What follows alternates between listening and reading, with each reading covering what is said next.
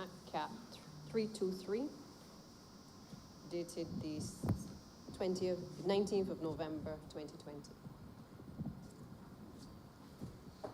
Second, please. Question is that the aforementioned bill be read the first time. All those honorable members in favor, please say aye.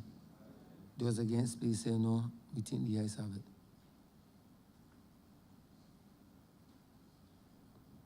Honorable Leader of Government Business. Mr. Speaker, on the 16th of November, notice had been given of a former bill, the Central Bank of Barbados Act, Cap 323C, and therefore I beg to move that this bill now be replaced with the current bill dated the 19th of November. So if I'm hearing you correct, you begging to withdraw the To first. withdraw the first bill. That was done on the 16th. The question is that the bill dated the 16th be withdrawn. All those honorable members in favor, please say aye. Those against, please say no. We think the ayes have it.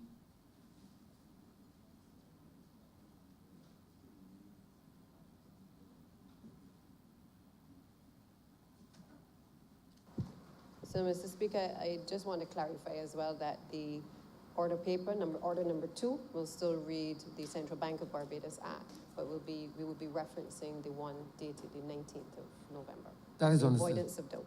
That is understood.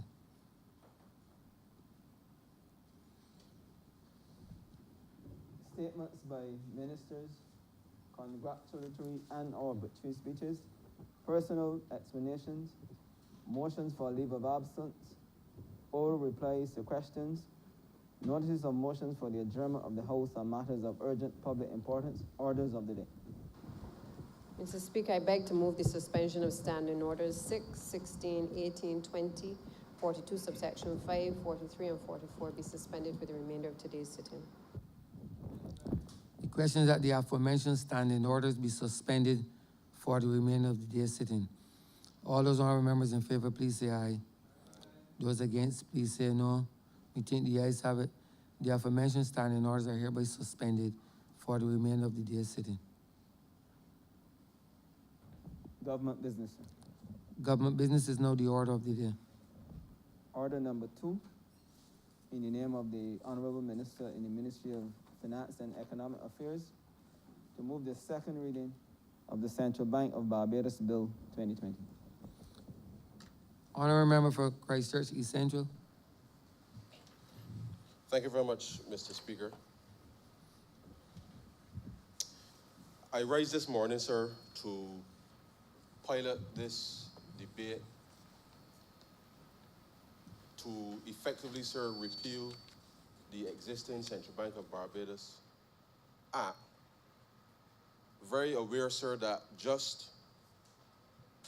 20 years ago, and I say just, sir, I had the good fortune, sir, of graduating from the University of West Indies and having a conversation with the then Dean of the faculty, sir, about where I would see myself in the not too distant future.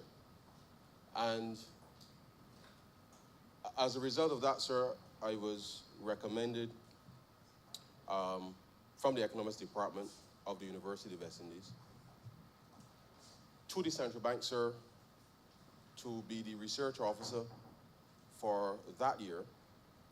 Of course, sir, I was interviewed by the then director of research at the bank, as well as the chief economist, sir. And whereas one thought that you knew economics having graduated top of the class, when you find yourself, sir, in an interview which went very well, but was rigorous, as one would appreciate the central bank would require. The second interview, sir, was with the HR. And once I thought I had gotten over the first hurdle with respect to the core economic issues that were asked of me in that first interview, the second one, sir, was perhaps even more intense because the Central Bank of Barbados, sir, has always been that institution in this country that has been lifted up and seen, sir, as an institution of integrity, sir, as an institution where Barbadians ought to be able to trust the information and advice coming from that institution, sir, given that at that time,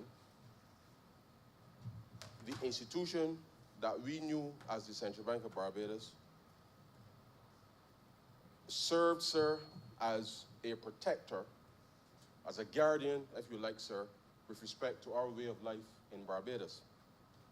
And so having gone through those two rigorous interviews, sir, my introduction to work at the Central Bank in September of 2000, sir, was quite intense.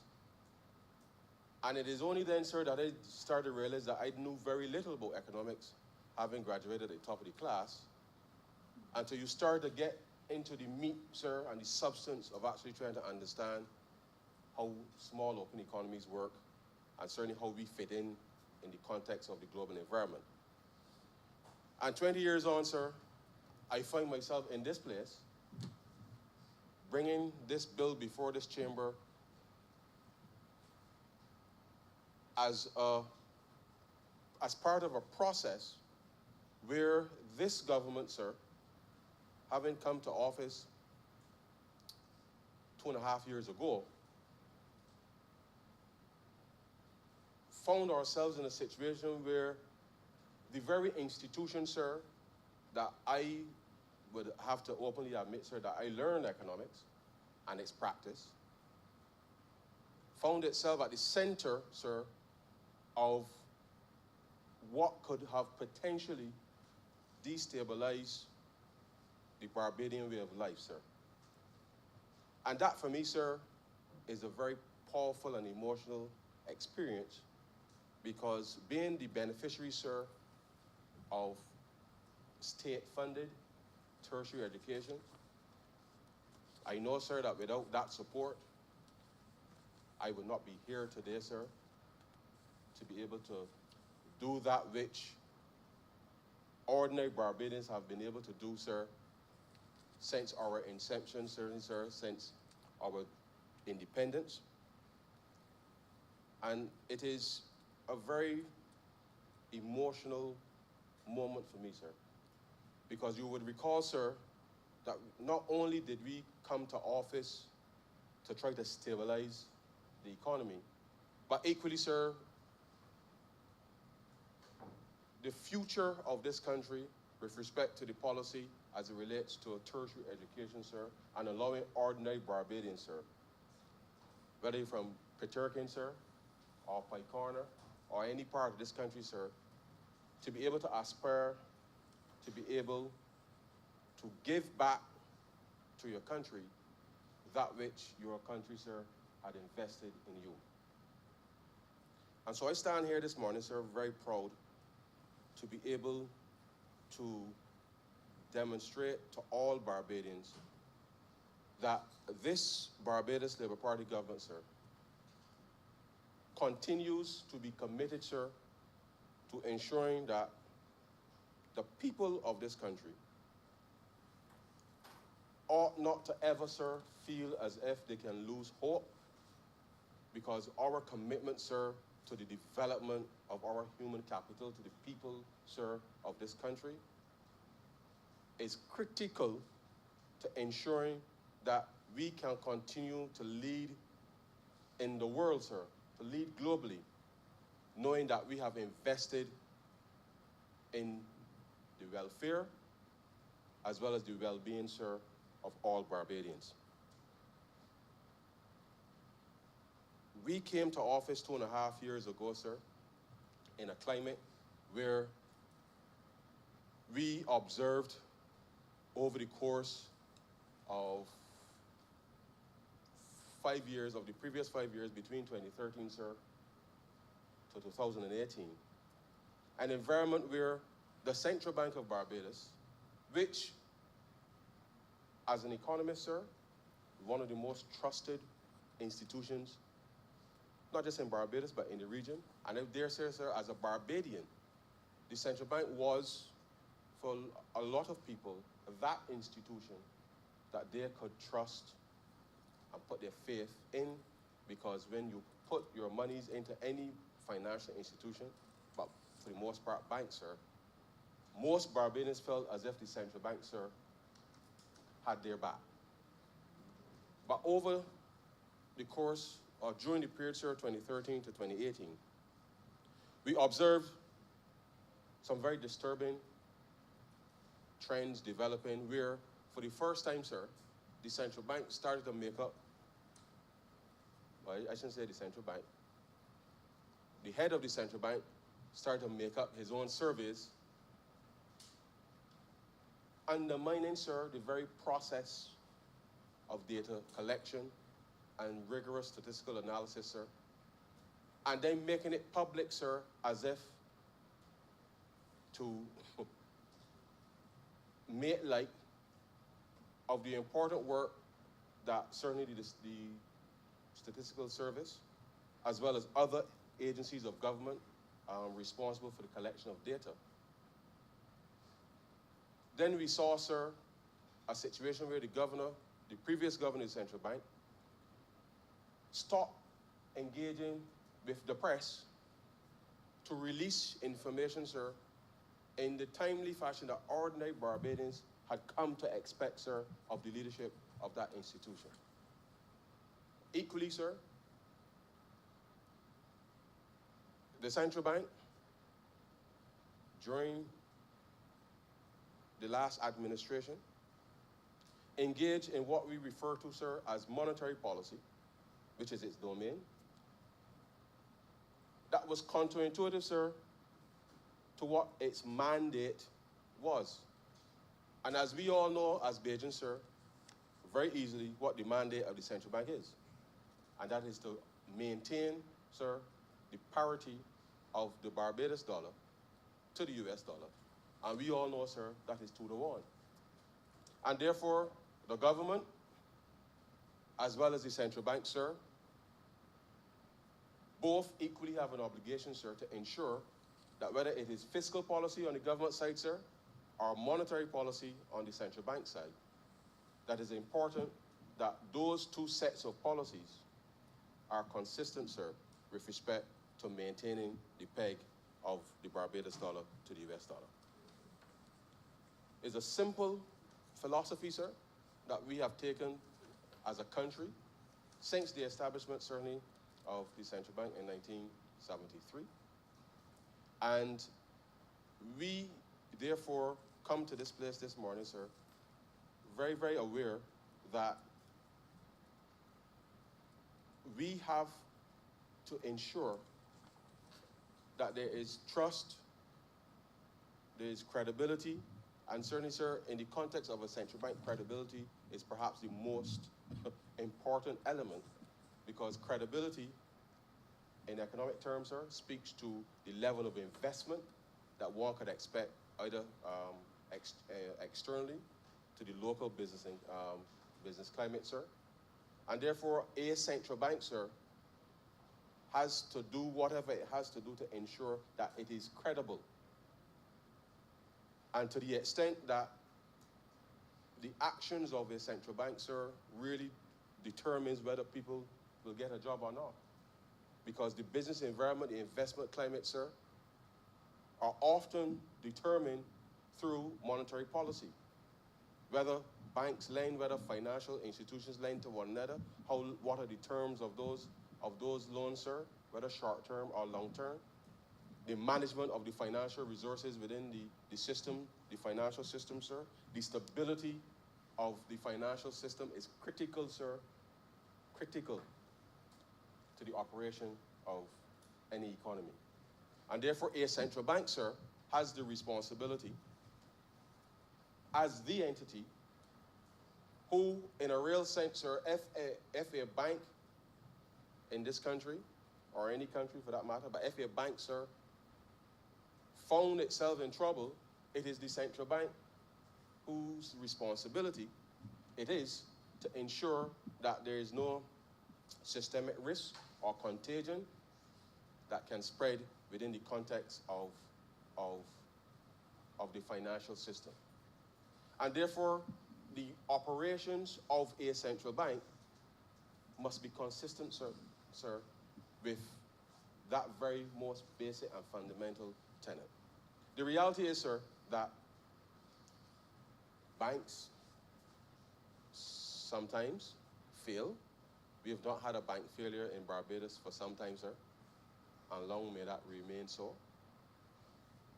But banks do fail from time to time, and it is the responsibility of a central bank, sir, to first and foremost ensure that depositors are protected. And whilst we have a deposit insurance scheme in Barbados, the prudential regulation, sir, that a central bank operates under is critical to protecting, sir, first and foremost the depositors, but equally, sir, ensuring that there is stability within the context of the financial system. And therefore, the conduct, sir, of a central bank, and the credibility that goes with that conduct, sir, is a very critical cog within the context of how confidence, sir, evolves in an economy, whether it is confidence, sir, at the investor level, whether it is confidence at the business level, sir, or whether it is confidence, sir, at the consumer level.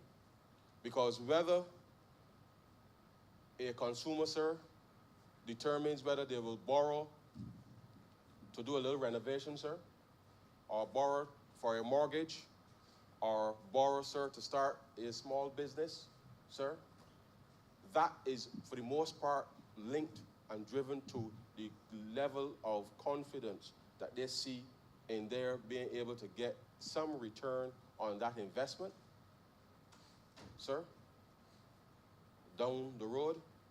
Whether businesses are able to expand, sir, and grow their market share, sir, is determined for the most part by the confidence within the context of the financial system. Whether banks and other financial institutions, sir, are able to lend comfortably, sir, understanding the risk with respect to those loans, equally, sir, determines confidence within the context of the economy.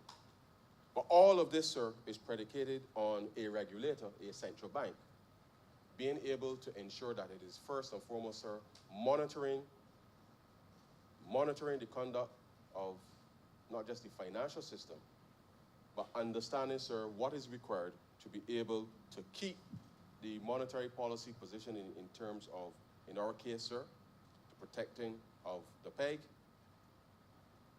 and being able to ensure that persons can execute their plans in order to further their objectives. And so when a central bank finds itself, sir, in the middle of discussions, when the conduct of a central bank finds itself in the contemplation of investment, then you know, sir, that you have an issue. You know that you have an issue.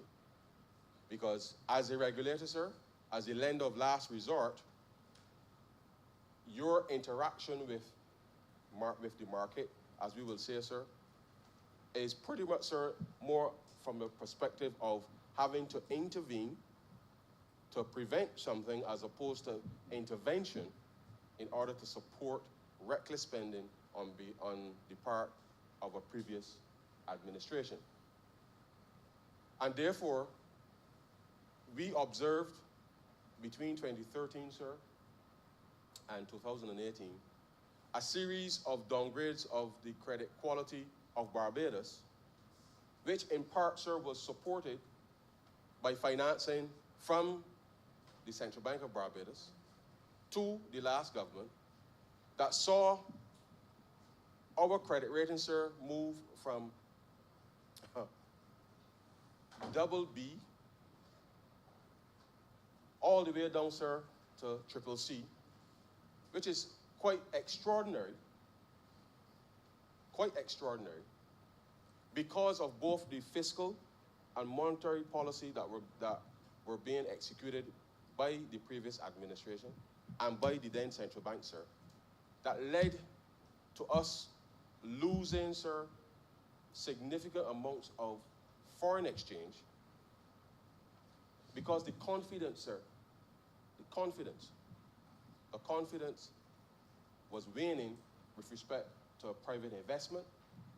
Confidence was waning with respect to investment from foreign direct sources, sir. And we came to office in order to reverse that. We started off, sir, very early on, very early on, by imposing on the Central Bank of Barbados clear restrictions with respect to the amount that they will be able to lend to government. And we didn't do it just because, sir, we wanted to be contrary to the previous administration, which we are, from a clear policy perspective. But it was done, sir, because that was what was required to ensure that we can maintain, sir, the ordinary lifestyle for Barbadians, so that persons can then start to see a turnaround with respect to the way that government conducted itself, and that we created a situation, sir, where investor confidence as well as business confidence, sir, can start to improve. Now, the importance of a central bank, sir, in all of this cannot be underscored enough, because as I indicated, sir, the discipline of government and the discipline of a central bank to maintain its monetary posture in support of its mandate, sir, of maintaining the fixed exchange rate at 2-to-1 is absolutely important for every single economic agent, sir, in this country. Because as we go about our daily life, sir, whether we are in banking, whether we are a taxi man, sir, whether we are a vendor, sir, down Cheapside, whether we sell car parts, sir, no matter what it is we do as Barbadians, we do so as we go about doing our chosen profession, and we get good at what we do, sir, and we seek to get better and better at it, sir, year after year after year. All of that is done, sir, and executed on the assumption that the central bank, in a sense, sir, our goalkeeper, if you like, that our goalkeeper, sir, is not going to run out of the bars and try to become a striker when that is not its role. Because you will recall, sir, Rene Higuita from Colombia, sir, and how tragic those things turn out to be. Came to a sudden end. To a sudden end, sir. But the reality is, each of us as economic agents participate in this thing called the economy, sir, on the assumption that our goalkeeper is not going to get a rush of blood, sir, and start to try to do things that it ought not to be doing because it wants to serve some strange political or strange agenda with respect to supporting policy that you know, sir, will lead to our own goal. And therefore, this government has come to office to correct a number of things as it relates to the operations of the central bank. As we know, sir, institutions are made up of people. They're made up of managers, sir.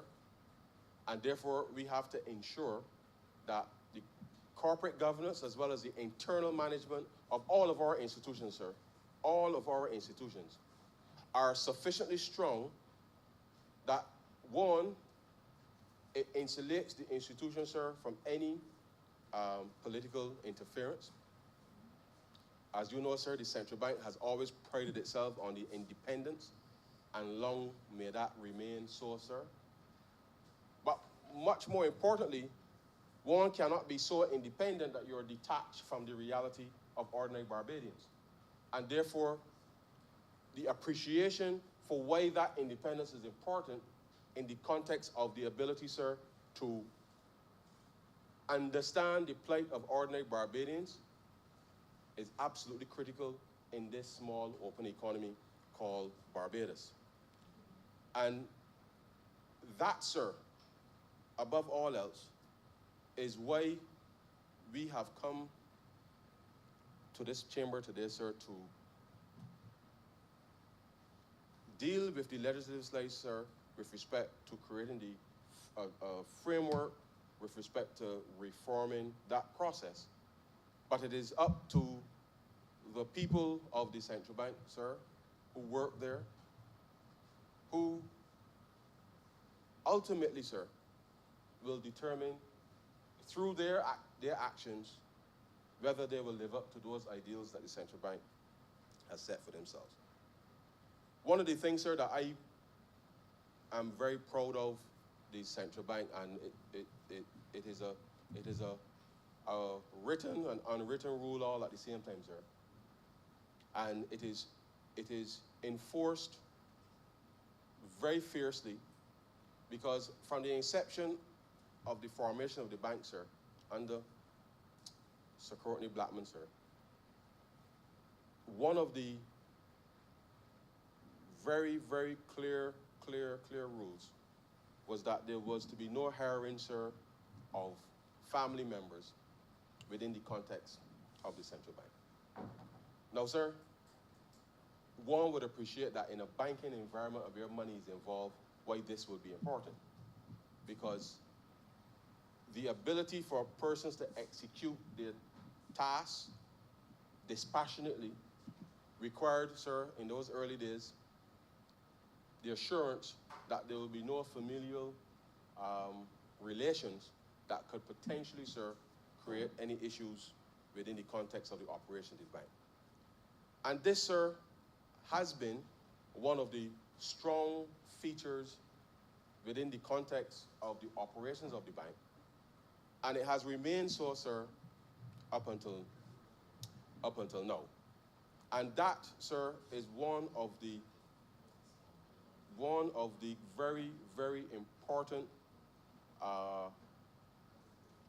characteristics that has allowed the staff of the central bank, sir, to build up experience over the last 40 plus years, sir, in terms of being able to ensure that the credibility of that institution can remain intact, such that there would be no, if you like, sir, scandals with respect to the involvement of family members. Now, I will say this, sir, that as you know, with institutions, one cannot determine who you love. And the only exception to that rule, sir, is where persons may have gotten married within the context of the institution. But of course, what that then means, sir, is that you can't be working in either the operational side together. And therefore, the bank has a very strong internal mechanism, sir, to protect itself from that which other institutions may have found themselves in. And I believe, sir, that as we look at the reform of a number of our other institutions as well, that this is perhaps something that we need to revisit to ensure that through our hiring practices, that we ensure that we give these institutions, sir, not just the central bank, but that we give institutions the best possible chance, sir, to ensure that we do not compromise inadvertently the ability of the institutions to function simply because, sir, you may be my cousin, or I may be your nephew, and therefore, within that context, the management of the institutions may become compromised because of such situations. I know, sir, that in a small open economy, it is difficult because everybody knows somebody either from school or church, sir, or whatever association that we may have. But I believe, sir, I believe that this is the one thing that the central bank, sir, has gotten right over the years and continues to be so. And I believe that if we can replicate this very simple thing across institutions, that we would have done, sir, a very good thing for ensuring that there is credibility with respect to hiring practices. And I genuinely believe, sir, I genuinely believe that it will alleviate some of the management issues, the internal management issues with respect to a number of our institutions. But sir, today, this bill seeks to resolve a number of key governance issues that we recognize as a government needed to be sorted. And it is important to understand, sir, that in a COVID-19 environment, why it is even more critical that the central bank is repurposed and repositioned, sir, in order to respond to the needs of Barbadians. And whilst for the average person, sir, the average person in Barbados, they may be watching this thing trying to figure out why it is that the Parliament is now discussing a central bank bill, given all that is happening, sir, in the country and certainly in the context of the global economy. And the reality is, sir, is that as we have gone through, just yesterday, sir, we celebrated our 54th year of independence. Our reality now, sir, as we move forward and try to transform every aspect, sir, of how we do things in Barbados, the central bank, as strong an institution as it was, equally now, sir, has to look at itself to determine how best can it serve the interests, sir, of ordinary Barbadians going forward, especially, sir, given the significant fallout that we have all experienced in this COVID-19 pandemic. And therefore, to whom much is given, sir, certainly much is expected. And therefore, our philosophy, sir, is that there can be no excuse with respect to, from a legislative perspective, sir, any inability for the central bank to position itself, to modernize, sir, as we have asked every single institution to do, sir. And there will be a series of other reforms which will be rolled out very soon, sir, with respect to dealing with a number of issues as it relates to banking in this country. And I know, sir, that we have had a number of complaints over the years with respect to the level of customer service that a number of Barbadians have experienced within the context of the commercial banking sector. But the reality is this, sir. When the central bank was established, sir, coming out of the currency union with the Eastern Caribbean, sir, in 1973, Barbados was still, sir, just coming out of a few years earlier of independence, building its institutions, sir, and therefore what was required of the central bank then, sir, by way of prudential management, being the regulator, sir, was critical for the development of Barbados at that time. And therefore, the nature of banking, even the context in which persons engage in banking certainly was considerably different then, sir, compared to now.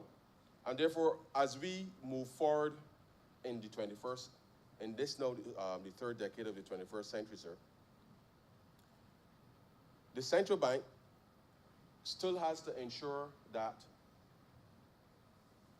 the financial system remains stable. Because in a global environment, sir, where financial transactions are our ability, the country's ability to do business, a bank's ability, sir, to have correspondent banking relations in order for the person selling car parts, sir, to be able to get the parts from Japan, the manufacturer, sir, that needs to get some raw materials from India or wherever, sir, they need to be able to pay for those services, sir. When our fashion designers are placing, receive orders and they're exporting, sir, we need banking relations in order to be able to remit those monies back to Barbados.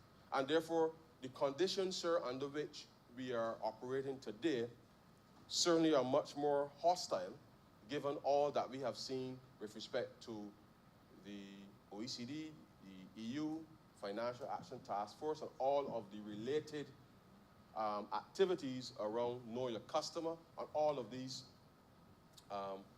issues, sir, have converged to a point where ordinary Barbadians now are being asked every 2 years. You get a letter from your bank telling you that your information is out of date and you should renew this and renew that, sir. And it requires of us to change with the times. But with changing with the times, sir, it means that our institutions must invest, sir, in not just the personnel, but the technology to be able to ensure that we can keep pace, sir, with respect to the changing environment. And therefore, if we want Barbadian entrepreneurs and Barbadian businesses, sir, to expand and to grow, it means that we must put the various pieces of infrastructure in place in order to facilitate that. Which means, sir, that at the end of it, sir, we can only go and do what we have to do, sir, to grow our businesses or enterprises, sir, if we know and we are comfortable that the entities responsible, sir, for ensuring that we can actually do business are equally, sir, at the front line, are keeping pace, sir, with the level of dynamism, if you like, sir, that is taking place globally, and that they are essentially, sir, having our backs on the front line to allow us to go about our daily lives. And that is where we find ourselves today, sir, with respect to reforming a system. Because in the past, sir, we will open a bank account, we're going to put some money in it, sir, we withdraw, we get in, we might write some checks, sir, and we do our business in that traditional way, sir. Over the course of the last few years, we've seen the introduction of forms. If you had more than $10,000, sir, to deposit, as the money laundering rules came in. And the truth is, sir, that most Barbadians, no, really, that when you really think about it, sir, if one go, before COVID, if you went to Oysters on Friday night, sir, you will see the rowing trade on Friday night. But those businesses then I didn't need night deposit, sir, would then have to submit a form saying, well, these are my earnings from the night's taking. Now, the reality, sir, none of those persons up there in Oysters, sir, on a Friday night engage in any money laundering. People come, whether tourists, Barbadians, sir, they come, they engage in their business, everybody has a good time, but the reality is the level of accountability now required from ordinary people and ordinary businesses with respect to money laundering and all these other issues, which really and truly, sir, has absolutely nothing to do with the people in Oysters or any of the people in Swan Street, or for that matter, sir, who are on a daily basis just simply plying their trade. But $10,000, sir, is the threshold, and therefore it means that you have to tell the bank, sir, where you get this money from. And the truth is, sir, it creates a level of anxiety where there is not a level of communication. Now, here's the thing, sir. A number of these institutions have known these people for years, long before these money laundering requirements came up. But because people were coming in and just dropping in the money, sir, and everybody was lending and making the money, sir, nobody paid attention from a financial perspective and wanted to understand or to know their customers. It is only when the law said that you needed to do this that we've taken an approach which is kind of unlike us as Barbadians, sir. Now, if our financial institutions, sir, were actually serving their clients well, these issues with respect to money laundering and the way that it is being conducted would be very different. Because whilst we cannot say for certain, sir, what anybody is doing at any time, and we will not be naive to suggest that there may not be persons who may engage in money laundering, the reality is that most businesses in Barbados, most people in Barbados, sir, do not necessarily engage in money laundering. And therefore, whilst, as you know, sir, we are private people, we don't really let nobody know our business. And that is just how we are. There's nothing wrong about that. There's nothing sinister about that. That's just how we are, sir, as Barbadians. But the explanation, sir, around how to use this new mechanism, sir, to be able to do more business, I think is something that has been missing from the conversation, and therefore one of the key things with respect to the new central bank bill will be to ensure that we can create an environment, sir, that allows for us to raise the level of sensitization with respect to how do we turn these regulatory, this new regulatory framework into what is a competitive advantage, sir, with respect to how we as a country manage our affairs. And so the central bank, sir, has to be at the center of a number of critical reforms going forward. And as this government seeks to engage in the transformation of how we do business with citizens and how citizens do business with government, sir, the central bank, as the lead regulator of the financial system, sir, equally has to transform itself in order to ensure that we can adequately provide, sir, for a number of critical reforms that will, we believe, sir, lead to the unlocking of economic growth in this economy. What am I speaking about, sir? It is our intention, sir, to, over the course of the next 2 years, if not sooner, sir, to eliminate, sir, the issuance of checks, certainly from government. We've already started, sir. Because you would appreciate, sir, that when I write you a check at a government department, sir, somebody has to come and collect that check. But before somebody comes to collect that check, sir, the Treasury Department has to ensure that there's money in the account for the specific entity to print those checks. Then the messenger, sir, got to come and collect the check to take to the department, sir. The department then has to call you, sir, to tell you that the check is ready. You then have to send somebody, sir, to collect the check, who will then take it to the bank, sir, to deposit the check. It may take 3 days, sir, for the money to clear because the check crossed. And all of that time, sir, all of that effort is multiplied, sir, thousands of times across government. But not just government, sir, even between the private sector. This thing is happening, sir, at an alarming rate. And the cost, sir, the cost, meaning the time spent for people, sir, to do that activity as opposed to something productive, is what now we have to focus on shifting the mind, sir. And therefore, as we seek to roll out the new national payment system, which will come before this chamber, sir, in short order, to digitize the way that we do things so that our processes for payment, sir, which obviously, sir, is predicated on ensuring that persons can have access to bank accounts or credit union accounts, sir, that they operate within a system, sir, that if, sir, and I swear, when I get to the point where I can use my phone, sir, to buy my coconut water on Sunday, sir, I will be a very happy man.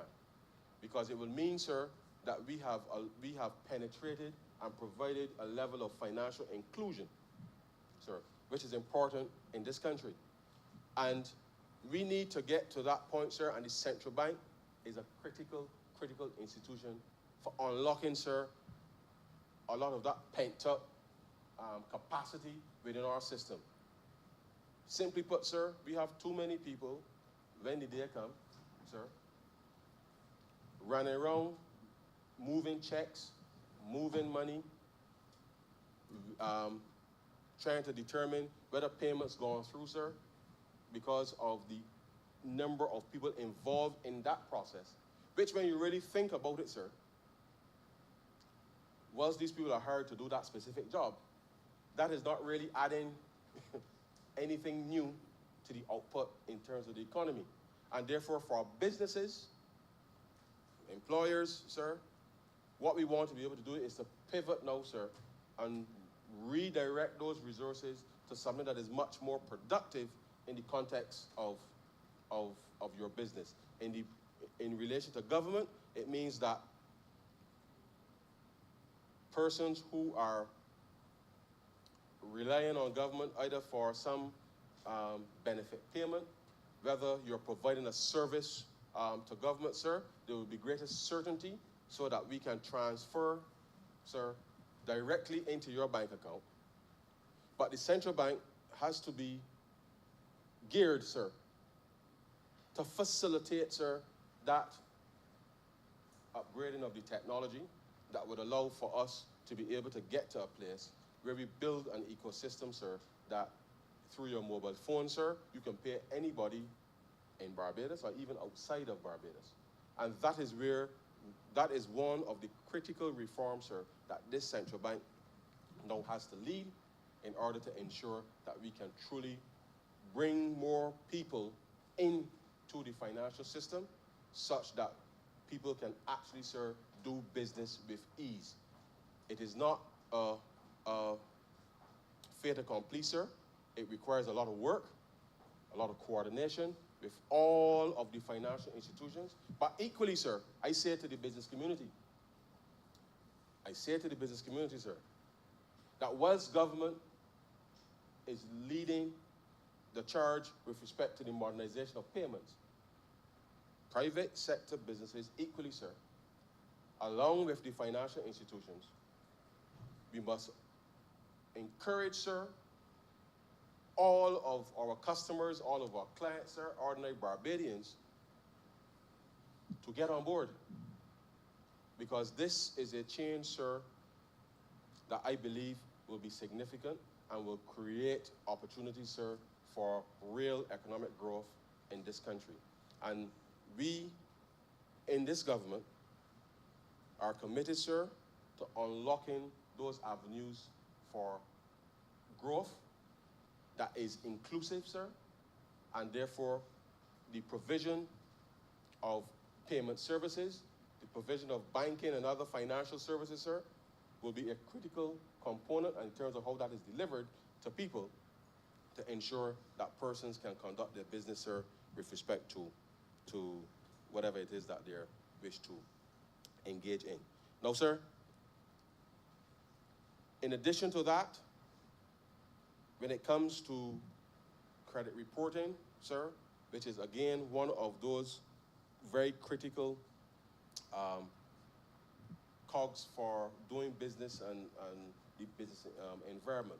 As you know, sir, when we came to office, we established the trust loan program, sir, as a mechanism to allow for small businesses to be able to build up a credit history such that they can then go to any financial institution, sir, and borrow monies, 25,000, 30,000, 50,000, whatever it is, sir, with confidence. Because the financial institutions would be in a position to assess the credit history and therefore help to close, sir, the access to finance gap, which has been long-standing for small businesses, a long-standing issue, sir, not just in Barbados, but across the Caribbean. And as we seek to bring a new regime within the context of credit reporting, because it is important, sir, and as we know, sir, Barbadians, generally speaking across the board, sir, pay their bills, they pay their loans. As with everything, sir, there are always a few, as we would say, sir, a few who are somewhat delinquent. But generally speaking, sir, most Barbadians, most businesses pay their bills, and they do so on time. Obviously, COVID notwithstanding and the current situation, Barbadians, generally speaking, sir, pay their bills. And therefore,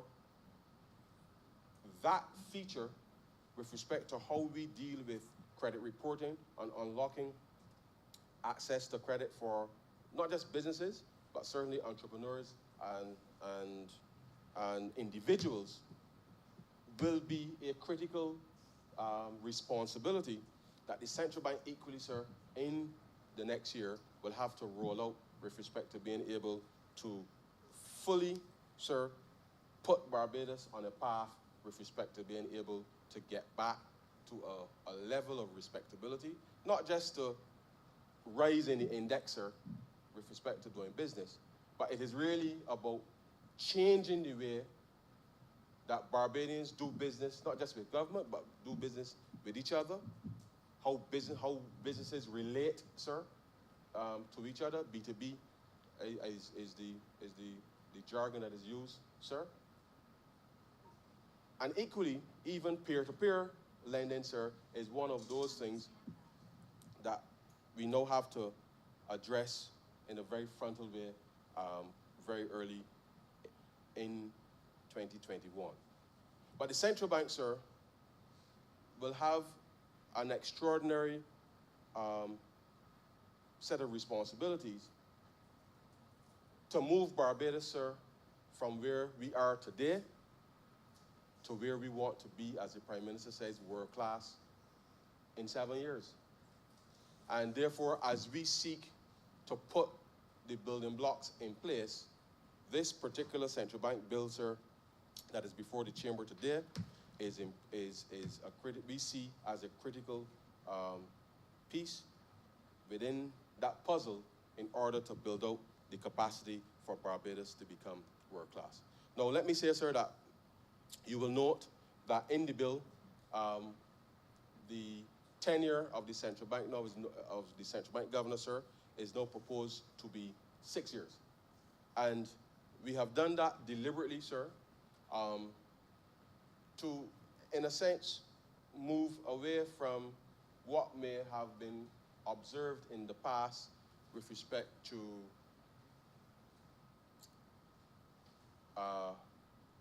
any notion of the governor as, I recall, sir, let me say it before I finish that statement. I recall a very famous statement from Sir Courtney, sir, when he articulated that the governor of the central bank is a creature of the Minister of Finance. And as a central banker, sir, and I still regard myself as a central banker,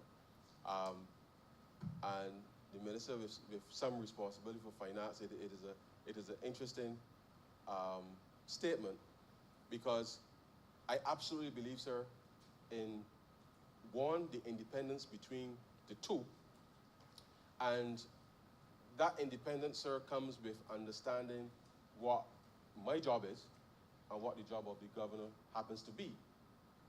And therefore, in a small open economy, as I said, sir, whilst independence is critical, independence must be exercised in the context of how the society is being managed, and therefore, no man is an island.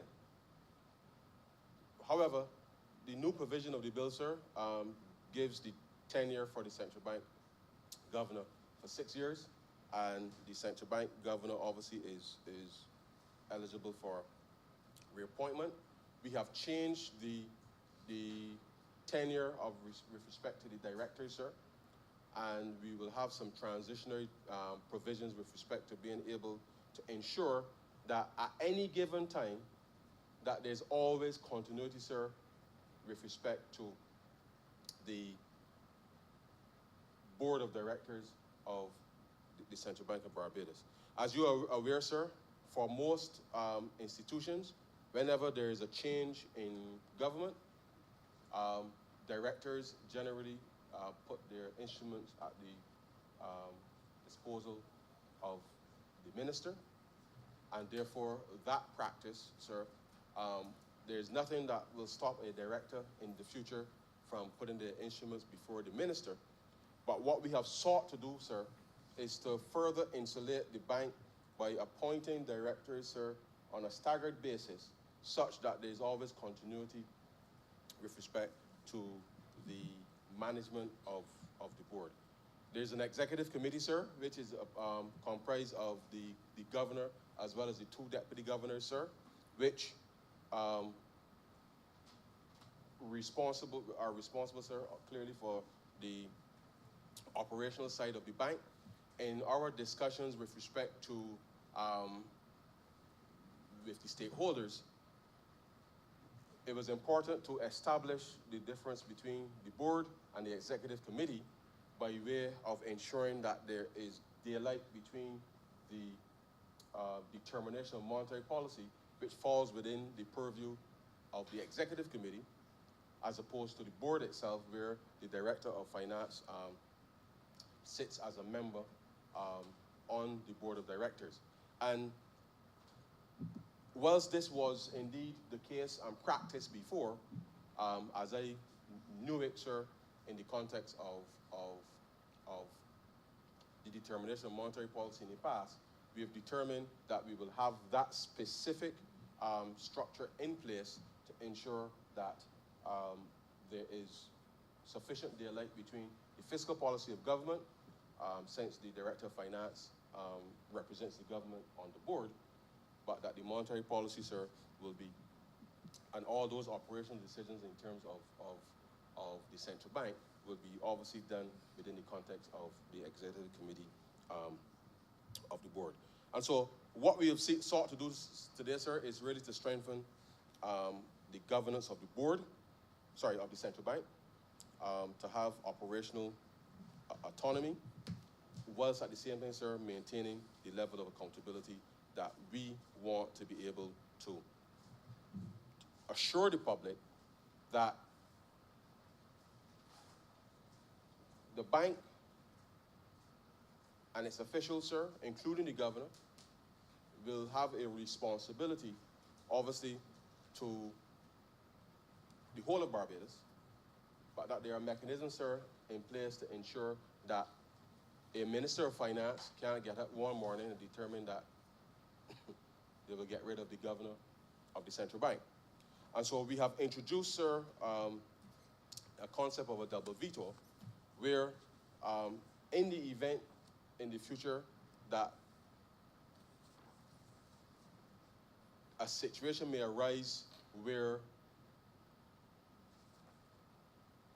a governor may have to be relieved of his responsibility, that the Minister of Finance makes a recommendation, sir, to the head of state, Governor General, at this time, with respect to being able to do so, and therefore that provision now is in place to create a little more protection with respect to the governor of the central bank and that from the Minister of Finance. Now, I'm very careful with my words, sir, because it is important for the public to appreciate that by giving more independence, and we thought long and hard about this simply because we could not conceive, sir, of a scenario where it would have been difficult, sir, if the previous governor of the central bank was in place when we came to office, given his recent public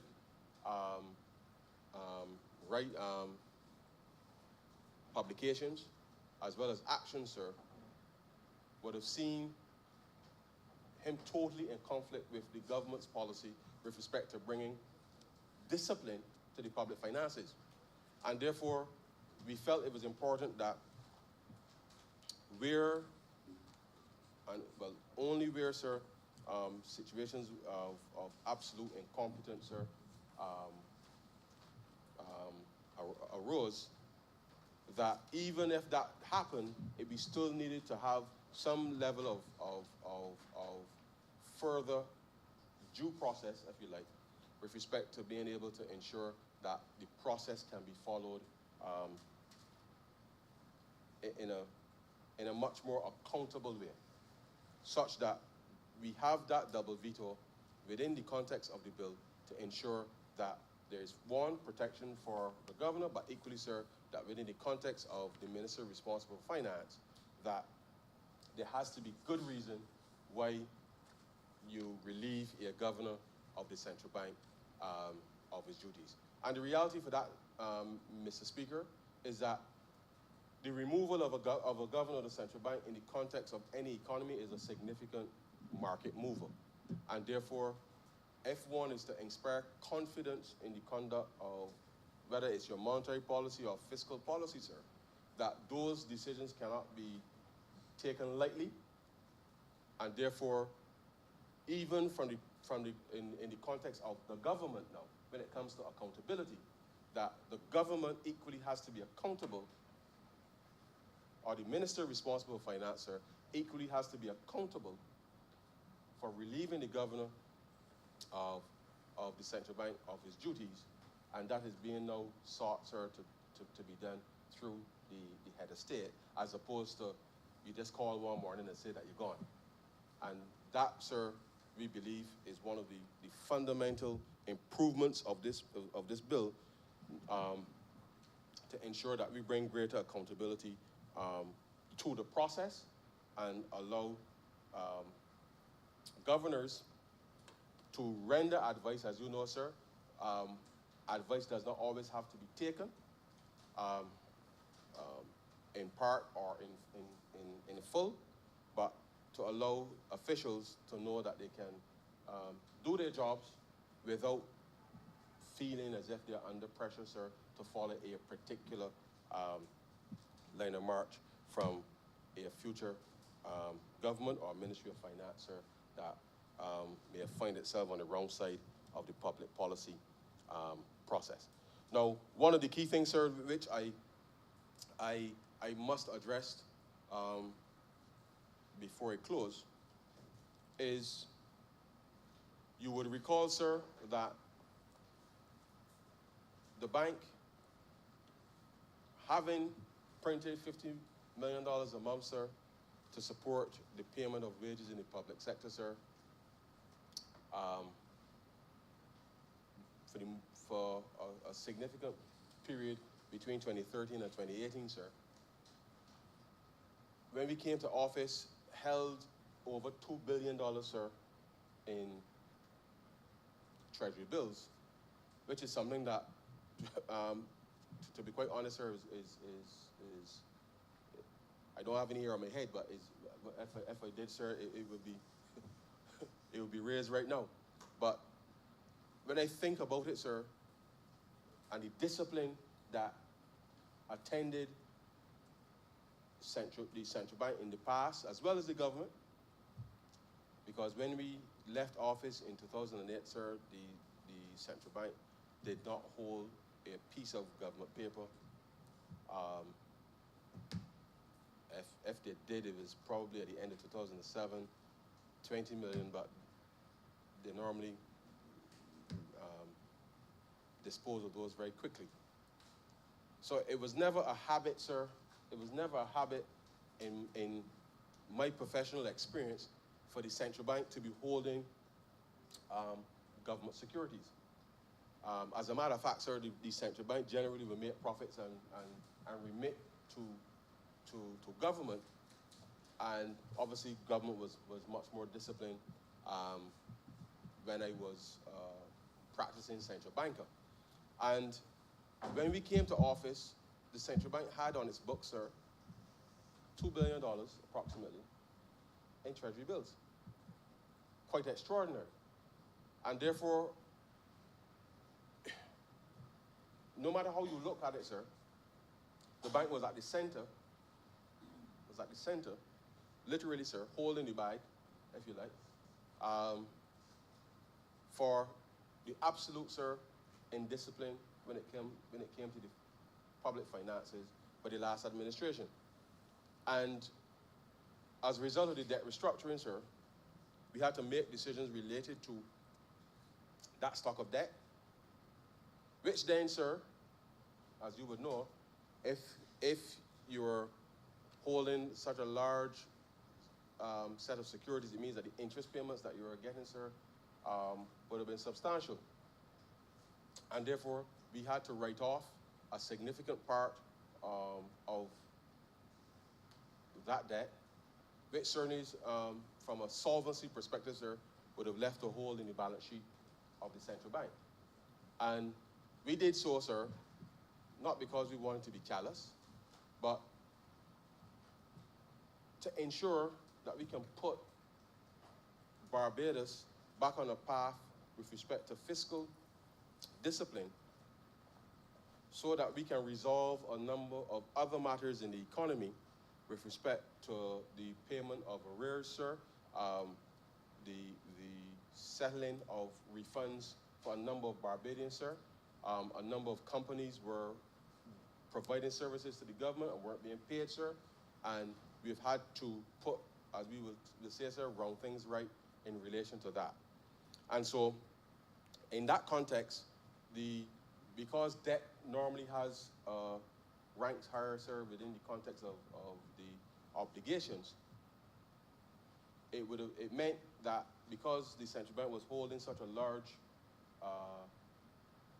proportion of the public debt outstanding for any single institution, and when you think about it, sir, outside of the national insurance scheme, which by definition, sir, has to hold securities for the long term to ensure that the pensions of Barbadians are paid, there's no reason at all for the central bank to be holding such a large amount of debt, of government debt, on its books.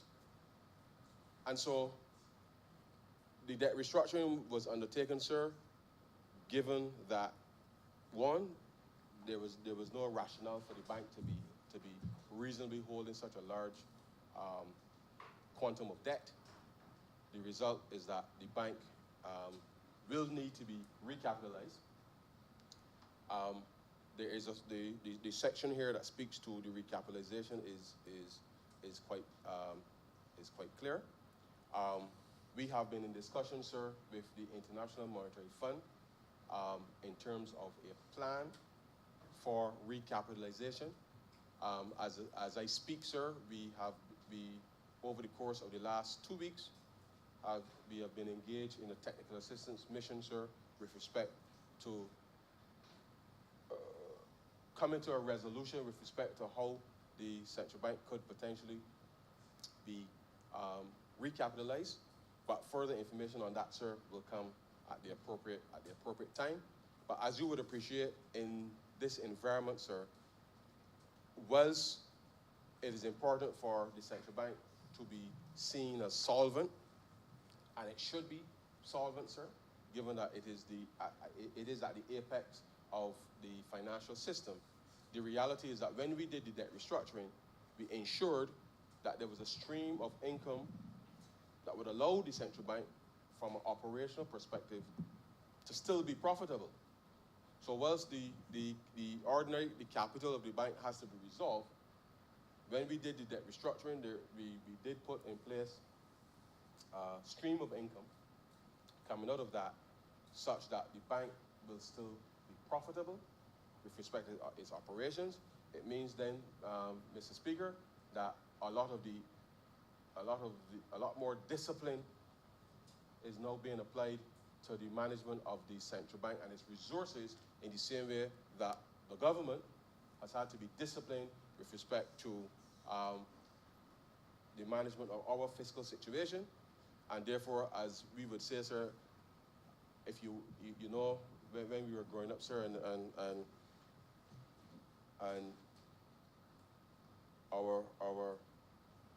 we started to feel as if we were young men and women, sir, and your parents will often give you that look when you felt you was a man.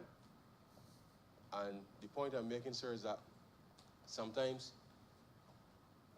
a good scolding is required to remind us that it is okay to want to be independent, but you can't be independent in here, as we would say, sir, in good old Bajan parlance.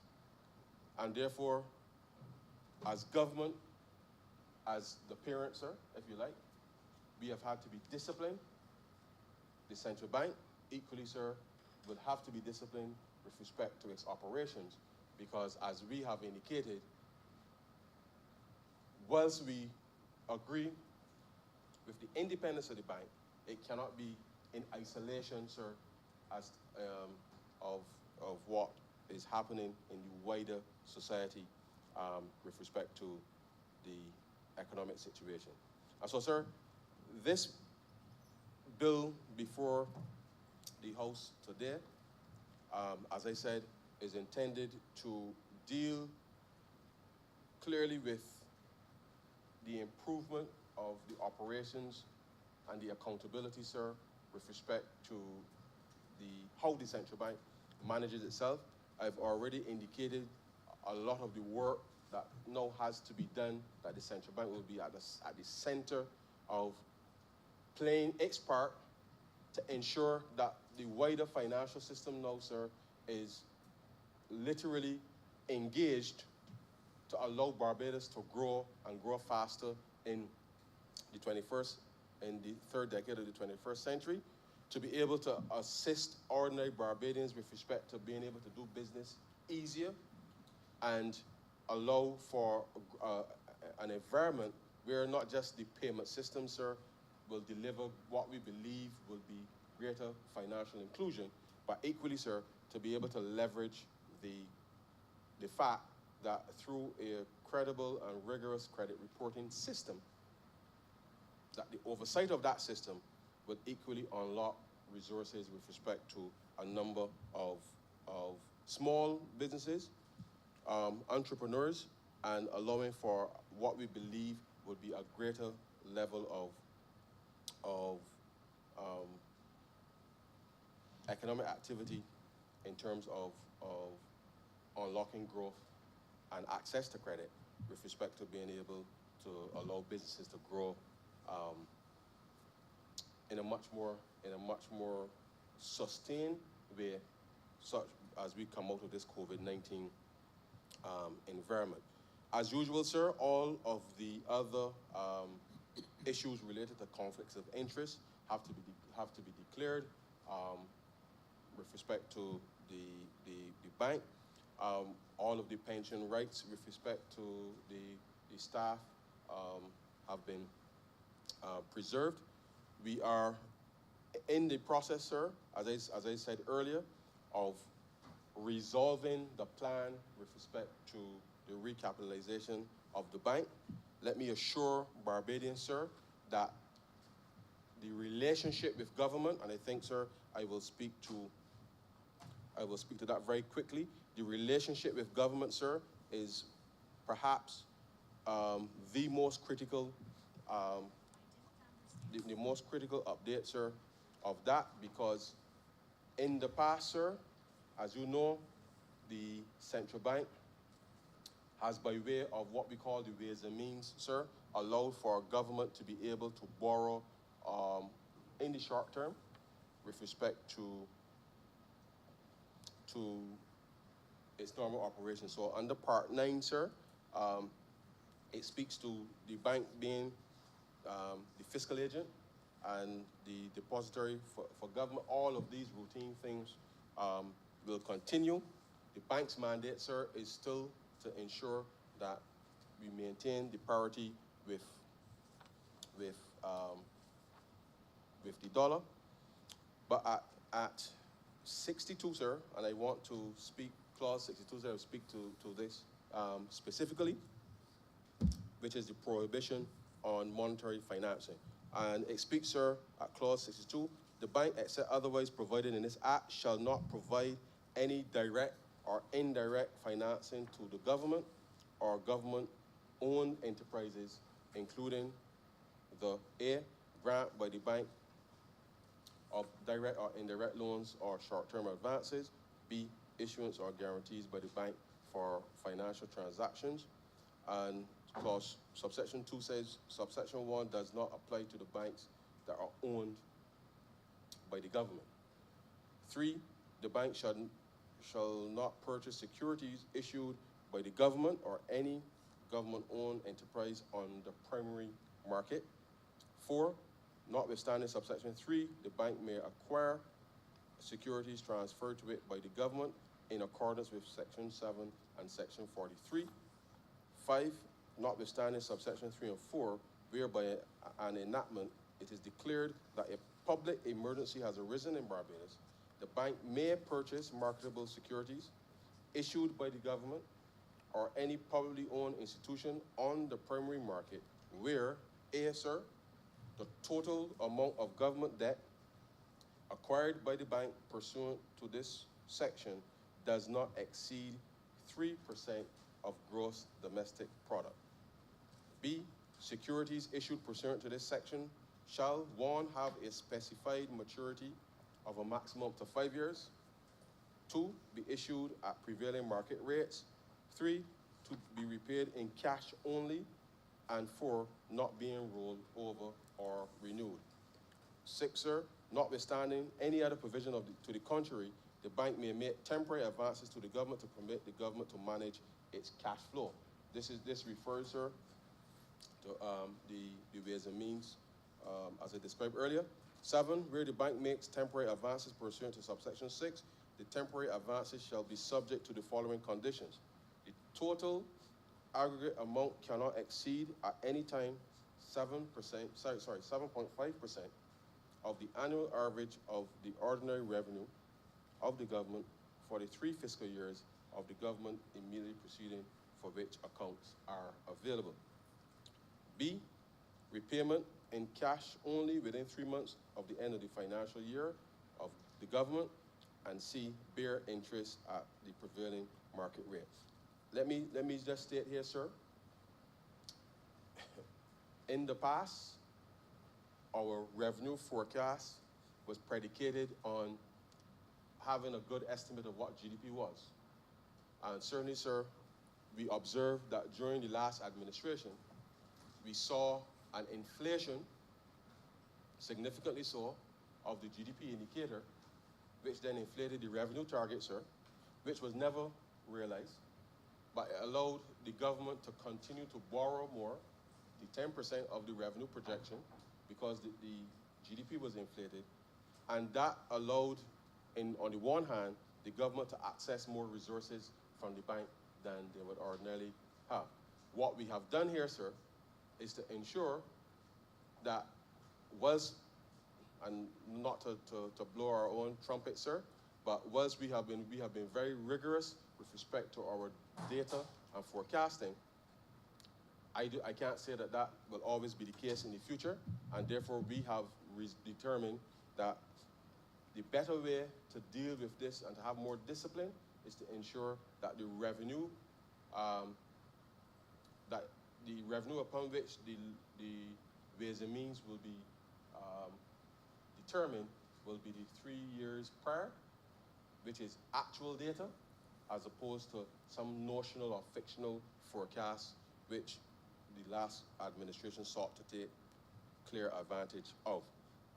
Section 8, sir, where subsection 5 is invoked and the ordinary revenue of the government declines below that in the fiscal year of the government immediately preceding the public emergency, the bank may exclude such reduced revenue in the computation of the annual average in Part A and subsection 7. And just for clarity, sir, because we are in the middle of a pandemic this year, which obviously would have reduced the revenue of government for this year, we are saying that under normal circumstances, the level of the revenue would not have been impacted in a significant way, and therefore in order to respond to clearly what would be more resources required, that the computation of this year's revenue, because of the pandemic, would by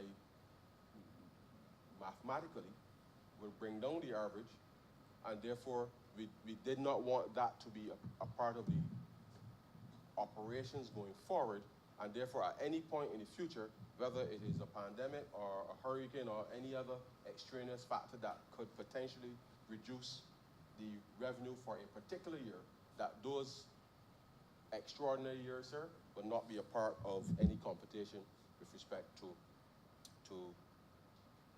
the revenue, and therefore the amount that the bank can lend. 9, sir, notwithstanding subsection 6 and 7, the bank may make advances to the government upon terms to which the bank and the government agree in respect of the following. A, subscriptions and other payments that result from or are incidental to the membership and participation of Barbados in an international financial institution. B, participation of Barbados in transactions and operations it undertakes in respect of an international financial institution. And 10, sir, says subsection 7 shall not come into force until the beginning of the fiscal year of the government immediately following the day this act comes into operations. And so, sir, we have sought here to further strengthen what we had already done when we came to office in May of 2018. You would recall, sir, that we had reduced the Ways and Means from 10% to 7.5, as well as we had introduced the cap of 10% of the securities for which the central bank could hold, which was 10% of expenditure, was the maximum that they can hold. And so this section, sir, the prohibition on monetary financing and the provision for the bank to only lend in extraordinary circumstances, sir, up to 3% of GDP. This provision, sir, will by nature repeal the section within the public finance management, sir, which spoke to the 10% of expenditure with respect to the lending for government. And this, sir, Mr. Lending to government, the holding of government securities under the Public Finance Management Act. And so this will ordinarily repeal that section. And so, sir, we are confident that with the proper management, sir, of the public finances, and that with the good governance that ought to accompany that at the central bank, that these are measures that the public, sir, and the ordinary Barbadians who are going out their business, sir, ordinary business people, ordinary investors, sir, when they look at the conduct of Barbados, will then be in a position to have greater confidence with respect to the operations of how not just the government, but equally how the central bank fits into this process. And so, sir, these, I believe, are critical. The relationship between the bank as well as the government, clearly spelled out here with respect to the operations of both institutions. In the past, sir, and we are working to get back to that as soon as possible, where normal service resumed, as we used to say, sir, as we would see on CBC when we were growing up. The point is, the discipline of government in concert with the Central Bank of Barbados is critical for all Barbadians to be able to go about their lives and to conduct their business. And this process, which we've started on under the Barbados Economic Recovery and Transformation Program, sir, is not yet complete. This bill is, as I said, one of the puzzle pieces with respect to being able to help to turn the governance structures around, not just at the central bank, but certainly its relationship with the government of Barbados. Having engaged a number of the stakeholders on this matter, we are satisfied that we can start to resolve certainly the capital issues, and this framework, we believe, sir, will go a long way to boosting confidence across the rest of the economy.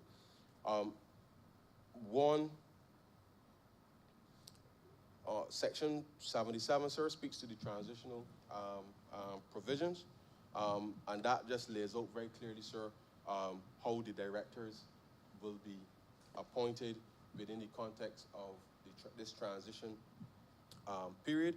Again, sir, all of this is predicated on the fact that when governments change, it ordinarily leads to a total change in the board. We deliberately, when we came to office, sir, determined that we will keep board members, and this is not only just related to the central bank, we determined that we will keep board members from the previous boards to ensure that there's continuity within the context of the operation of these entities. And therefore, these transitional provisions, sir, are intended to be able to help transition how we will appoint directors to the board of the central bank.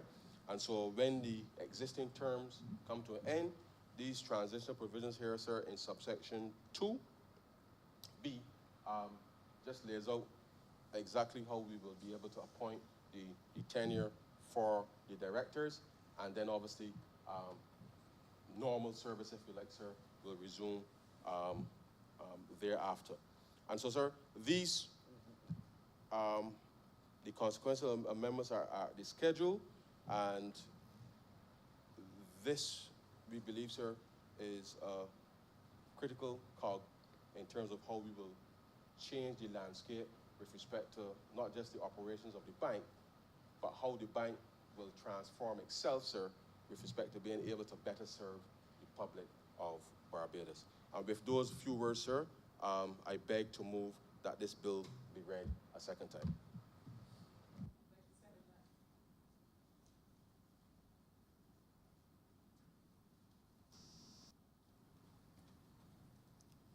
Honorable Member St. Michael West.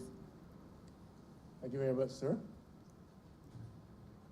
Appreciate the presentation for the honorable member from Christchurch East Central on this bill. My own position, humbly, I would suggest, is that majority of the time was spent giving essentially philosophy about the role of the central bank in the life of the economy of the country, which is important, but far less time spent with reference to the actual stipulations in the bill, which are of critical importance and which I think reflect very much on many of the concerns that Barbadians have today with respect to how the Central Bank of Barbados functions, and in fact, how other of our major institutions function, particularly so institutions such as the National Insurance Scheme. Now, the honorable member, I think from the notes I made here while he spoke, said his speech in this frame. He saw the central bank, he spoke of the central bank in terms of its relationship to government, central bank in terms of regulation of its own conduct, central bank in relation to the market, the economy in which that entity exists, especially so with reference to matters of investment and institutional issues as well. Now, that is a broad frame. I have questions and issues with reference to some of the specifics around those matters. Now, he did make some reference to some of the details in the bill. Did not come on section 63, which I want to raise, because that has to do with relationship between the central bank and the principles of the central bank, PALS, the principles of the central bank, and the government, particularly so the Minister of Finance. And section 63 speaks with reference to orders. The minister consults with the bank on macroeconomic policies of the bank. And the minister is of the view that the macroeconomic policies of the bank are not adequate for or conducive to the achievement of the purposes of the bank as set out in 6162. The minister may issue an order to the bank that states a macroeconomic policy is to be adopted by the bank in respect of those purposes. That's fine. Where the minister issues an order in accordance with subsection 1, the order shall, A, acknowledge that the government is responsible for macroeconomic policy, B, published in the official gazette forthwith. Notwithstanding section 2, the minister shall inform the bank of the macroeconomic policy, and B, as soon as is practicable after he informs the bank of that macroeconomic policy, cause it to be laid before Parliament A copy of the order determining policy, which shall be subject to an affirmative resolution of Parliament, and to his statements and statements of the bank which occasion the order. Upon the fulfillment of the conditions set out in subsections 2 and 3, the bank shall give effect to the macro policy pursuant to the order. Now, we understand that government is responsible for the management, ultimately, of the affairs of this country. We do understand that specific and very important rules are ascribed to the Central Bank of Barbados as stipulated in the Act. We are concerned about the tensions which have arisen in the past and which may arise going forward with respect to how that relationship in practical terms work, where the government of the day is ultimately responsible, but where there's some independence of function with respect to Section 6 under the Central Bank Act here. Now, according to what I read in 63, those tensions may cause us to come to a place where the minister has to instruct the bank in very clear terms. We are responsible for the government of this country with respect to these matters, and this is the macroeconomic policy that we've determined this country should follow. The bank does not adhere to that policy and is brought ultimately here and laid in the Parliament of Barbados. And then the bank is further instructed that this is confirmed to be the policy. What happens then, Mr. Speaker? What happens then? Because in reality, these tensions will continue to exist. And it seems to me that when we get to that point, maybe we're back at Section 25 in the bill before us today. And the honorable member, when he spoke, did make reference to Section 25. And that has to do with removal of a governor of the central bank and other principles of the central bank. And he talked about a double veto. And I guess you understood that to which he referred. But if we look at Section 25, especially when you get down to Clause 2, notwithstanding paragraph F of subsection 1, no person shall remain a governor where the Governor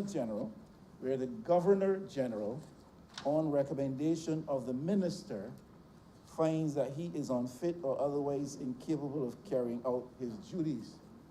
Now, we are running up against a situation where the bill before us, if passed in this House, will provide that a governor of the central bank is appointed to a 6-year tenure in the first place. And that is, as has been stated by the last speaker, to avoid the appearance of political interference in the process of appointments or the change in the leadership of the central bank for political reasons at the change of the political cycle. Now, you want to avoid that, but you still have here a situation where a 6-year tenure is assured with the privilege of further appointment. But if the governor is at odds with the policies stipulated by the Minister of Finance, as is in Section 63 indicated after that entire process, I would assume that 25 was suggesting to me that he or she may be removed on the recommendation of that minister to the Governor General, so long as the Governor General finds that that person, he or she, is unfit to serve in that capacity and for that particular reason. Now, we have in existence today, and will have for at least, or at most, if the voice of government is to be heard, believed, understood, and believed, we have at most 1 year left for the construct we know as the Governor General. We do not know beyond that year what the construct of the head of state of Barbados, in fact, will be. It may very well turn out to be that he or she, who is the head of state of Barbados, at most a year from now, is in fact a living representation of the governing party of the day, whatever party that is. I'm simply saying that this legislation is pointing us in a direction around which there is some high degree of uncertainty. because you are not giving us legislation that is intended to serve us for the next 11 or 12 months, 10 months, 9 months, however long. You are giving us legislation that takes us beyond that point. And you're giving a significantly pivotal role to an embodiment over which there is obvious uncertainty today. And whereas you're trying on the one hand, you say, to avoid the appearance of political influence or over-influence or interference in the process of appointment, and hence a 6-year tenure, you're creating a situation where that person can be removed at the initiation of action by the minister responsible for that position, oversight of that position at the central bank. And you are involving an entity as head of state. I am talking in the not too distant future, a construct of which we are uncertain. It may very well be that we end up, therefore, with a head of state, not a governor general, we go republic, but with a head of state, depending on how that construct emerges, a head of state who is a living representation of the party in office at this time or at that time. Maybe what I'm suggesting here to some people is a bit far-fetched, but I see it as a reality which is fairly immediate for us, because we're talking about the relationship between the head of the central bank and that relationship with the government, that government being the embodiment of the Minister of Finance. And we're talking about a particular process around removal of that person, which will involve a head of state, a construct which today we are uncertain as to what it will represent. I mean not to be in any way disrespectful to any office, but simply to say that that is something which for me bears a mention. The honorable member was quite strident in his chastisement of the former head of the central bank, and laid some serious assaults against that position and the person who occupied that position. And those voiced assaults are not new. We have heard some of them in the past, but I point only to the fact that as part of his presentation, they were repeated here today. And the honorable member seemed quite concerned about the unchecked discretion exercised by the former head of the central bank. Matter for debate, I suppose, depend on which side you stand. It depends on which school you come from. You may arrive at an opinion as to how far is too far when the central bank head, an independent entity, exercises a discretion. But of course, that discretion was underscored today by the honorable member as having been at odds with the mandate given at the time. And so we're seeking to correct that. We want to be sure that in an attempt to correct a situation of something which is undesirable, we do not go too far the other side.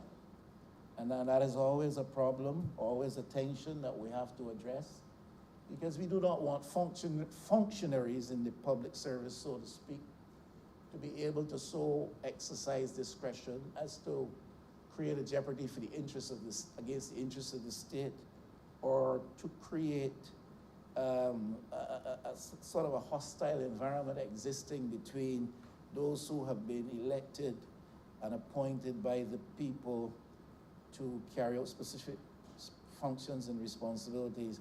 Those tensions sometimes could create the kind of stresses, create serious uncertainty. And that's why I say it depends on which side of the issue you stand upon as to whether or not a discretion exercised by a functionary appointed to such a position as this and in whose confidence and competence is reposed the responsibility for such weighty matter. How far does he or she go in the exercise of that discretion before a minister believes he or she has gone too far.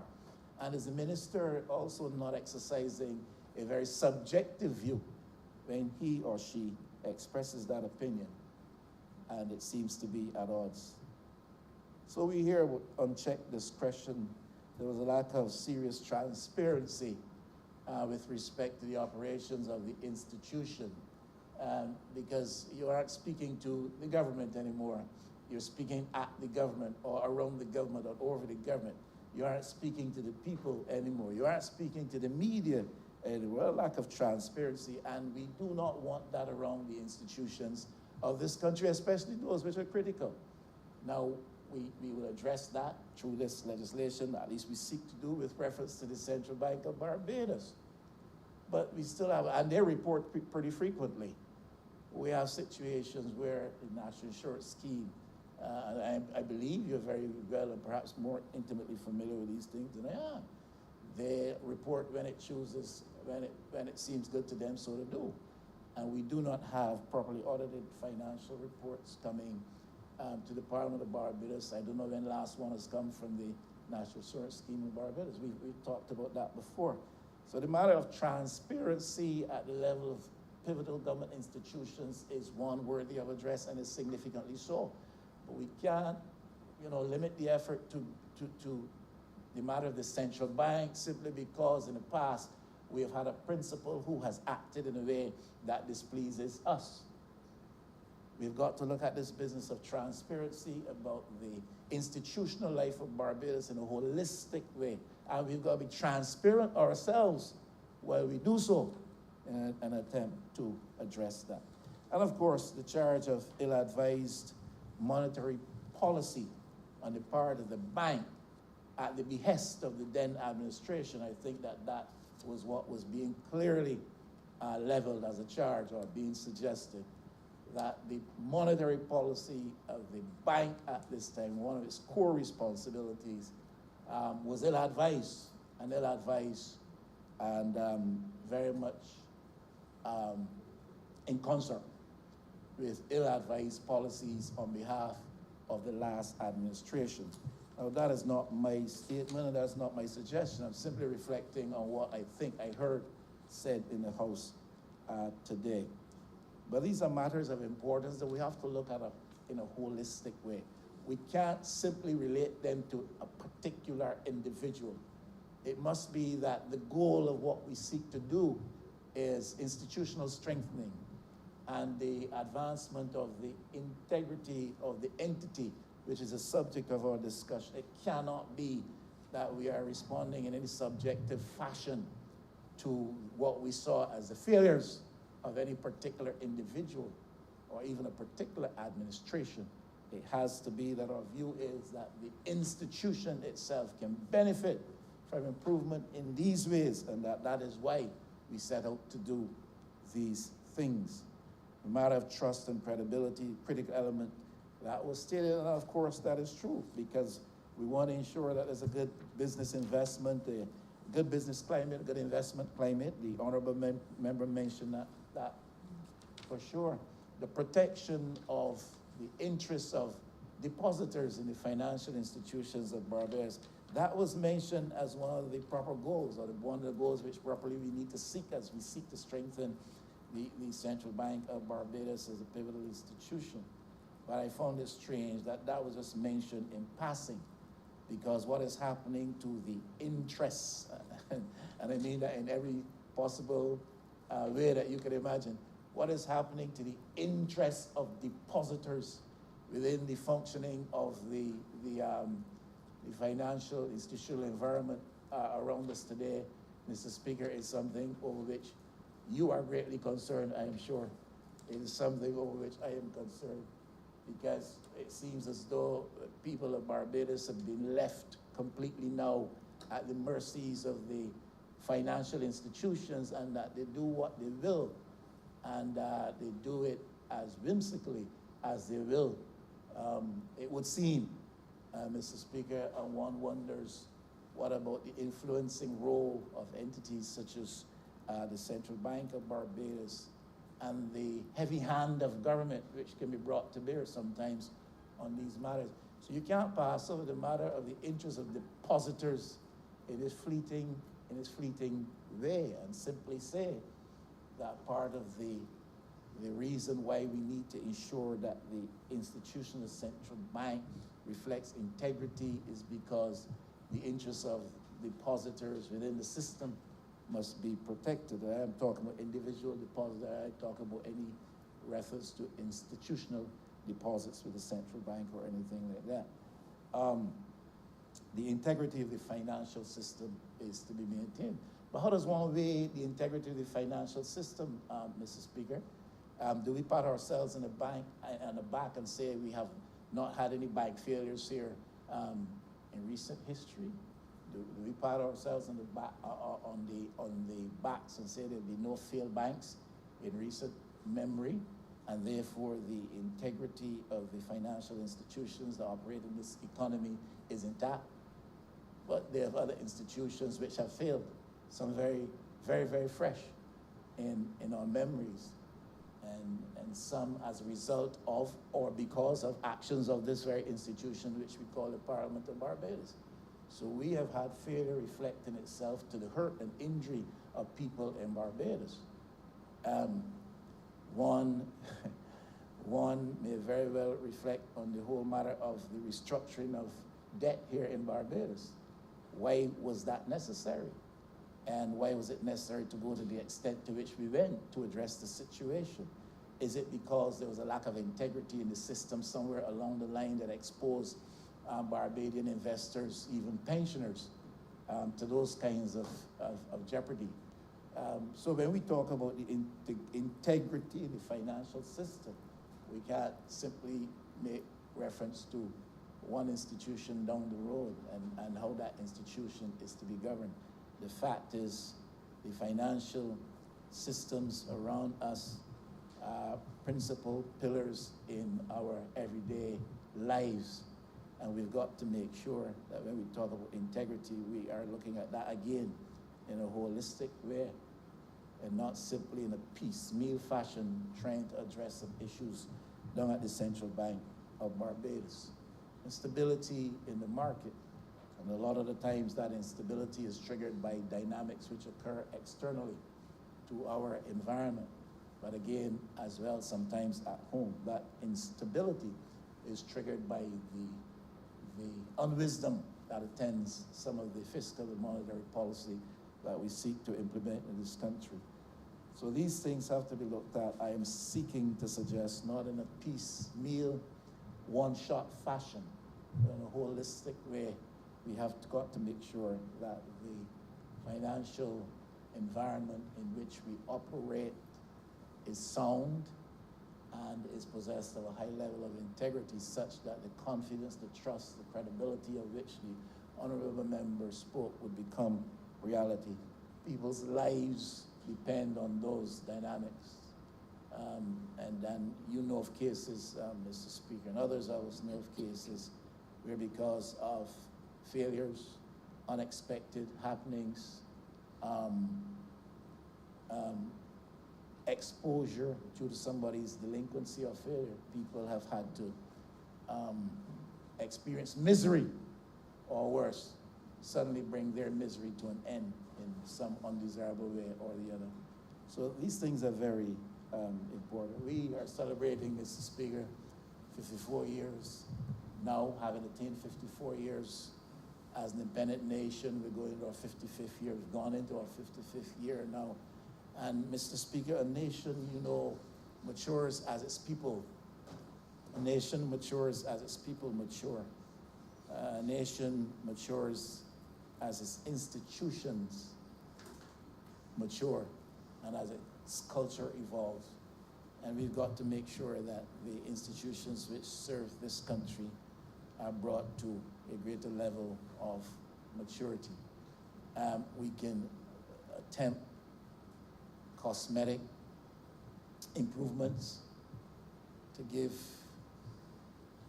the impression that improvements are real.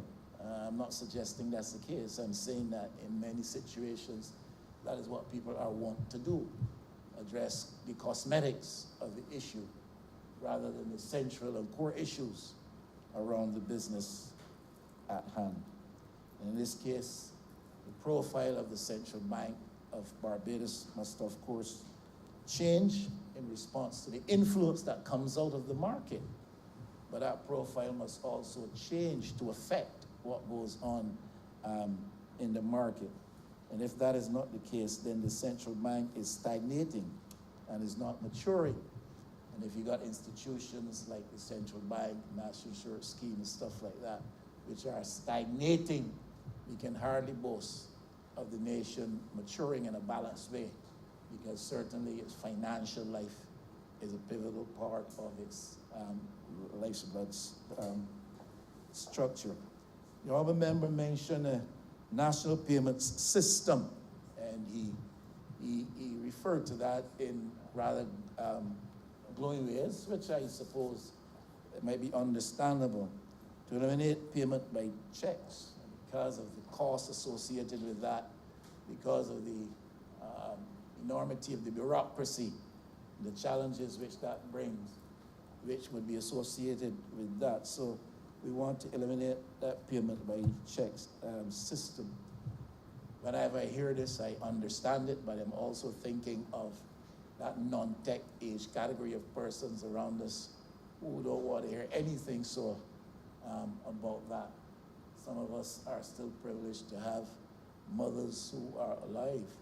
Some perhaps in here young enough to have grandmothers and grandparents who are alive, and some of those folks don't even want to hear anything with the notion of anything that has to do with technology, and can't, don't want to be a part of something that they can't lay their hands on and feel and touch and all of that. So that is something that would have to be addressed, because we do have to walk this path of embracing the technology and making it work for us and making it easier to do business in Barbados. But that category of persons has also to be borne in mind. But Mr. Speaker, I mentioned that to say this: people are not so much concerned about payment by check as they are concerned about not getting paid. And you're with me on that, because I'm sure you ran into this in St. Michael's Central. And you're not being paid, and government is spending all of this money on all of these different people, and you are waiting on this and you're waiting on that, and you're not getting paid. So whereas there's a concern as to the relative backwardness of continuing old systems that we can improve by incorporating technology, there's a concern that we can't just walk past about people out there who are not being paid their due, whether it's their normal wages and salaries, whether it's some benefit that has accrued to them. And Mr. Speaker, these things are very topical today. And capital interests, private interests, both foreign and domestic, who can get away with it. Some of them seem to want to get away with it and then leave government holding the tab, so to speak. So the concern that I want to re-emphasize today, while I support this view, that we can move to this, while concerning the aversion of others to go there, we've got to be concerned today about people in this economy, in this society, who are not getting their just dues, whether it's severance or whatever, whether it's salaries and wages, who are not being paid and paid on time. And sometimes government is a guilty party in those transactions. So I really want to raise that. Now, the honorable member spoke also of the large quantum of government debt that instruments held by the central bank at the time of the debt restructure. My concern, he did get onto this eventually, he talked about recapitalization of the central bank. That has been raised from this position by this voice before. I think I heard even the governor of the central bank some months ago, after the restructure, raise the issue of capitalization of central bank. Others have spoken about it, and I would have hoped that the honorable member of Christchurch East Shell would have taken a little bit more time. He came to the subject, but spoke about it only in vague generalizations, that we would treat to that, and we're working on that, and things to that effect. But I think that that is a concern. This is a part of the whole theme of the discussion today thus far. This is a this is a principal institution in Barbados, the economy, the economic life of Barbados. But vague generalization on the business of recapitalization of the central bank. And I would have thought that government by now would have realized that the country waits to hear how that is to be gone about and how that is to be achieved. Now, the matter of forced financing of government recurrent expenditure by the central bank is undesirable practice. It's one of the charges that the now administration continues still at 30 months almost down the road to lay at the former administration. Now, I'm not here to dispute whether or not that charge against the former administration is true. That's not the point. I'm not getting into BLP, DLP politics. The point I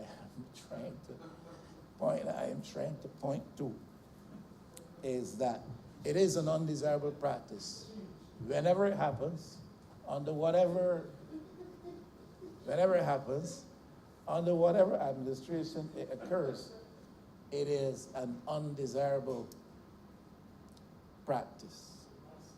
Now, I'll say this, and I hear some sniggering, I'll probably get some more, but that's par for the course.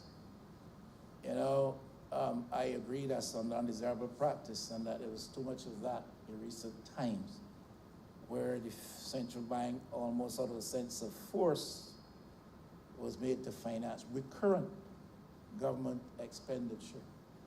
Now, I've made the point before, and I will repeat it, but I think the BOSS scheme introduced by this government, which has not found the enthusiastic support of which the government spoke. 95% of public servants wanted to buy into that. I think that's what we were told at the time. Almost everybody. I don't think that that support has been overwhelmingly forthcoming, I suppose, to the government's surprise. But I think that that BOSS scheme, I simply repeat it today, is just, may I use this phrase, euphemistic attempt. Maybe that's sort of use of the term, but you understand what I mean. It's a cosmetic, euphemistic attempt to get government to provide, to get the central bank to fund some of government's recurrent monthly expenditure, salaries and wages for public servants. And until they can show me otherwise, I will keep on believing that and saying that, or maybe until you can show me otherwise, Mr. Speaker, since you are in the bosom of their council at some points in time, maybe you can show me where that BOSS scheme is not an attempt to achieve the same thing in a less seeming offensive manner to the sensitivities of the public servants of... Honorable Member. Yes, sir. Christchurch East Central. Mr. Speaker, I rise on a point of order because the honorable member is seeking to mislead this chamber.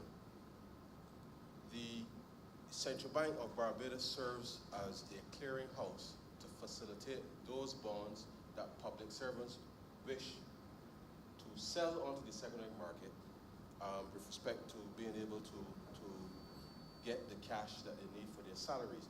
Let me just reiterate, sir, that since the BOSS scheme has come on, the BOSS bonds have been issued up until the end of October, sir, $18.7 million in BOSS bonds have been issued. Currently, sir, 5.1 million of those are still being held by public servants, and the remainder, sir, have all been sold onto the secondary market, which are now held by pensioners, pension schemes, credit unions, and a number of other institutional stakeholders, sir. So the assertion that the government is using central bank financing to pay public servants, sir, is entirely false, and I want the honorable member to desist from casting such aspersions here on the government of Barbados. Thank you. Honorable Member from Michael West. No, I have said to you, sir, and to the House, and I suppose to the public of Barbados, until they can persuade me otherwise, I will keep on believing and saying that he just failed to persuade me otherwise. And therefore, I would repeat it. Were I not of the view that to repeat it would be a waste of time. But we move on beyond that. There is a tension sometimes between fiscal, the money requirements of the government and the inclination, the disposition of the average depositor in Barbados to put his or her money in the traditional banking system. That's again one of the conclusions which some people arrive with reference to policy in Barbados in the banking sector, which has to do with interest rates, etc. What am I trying to say?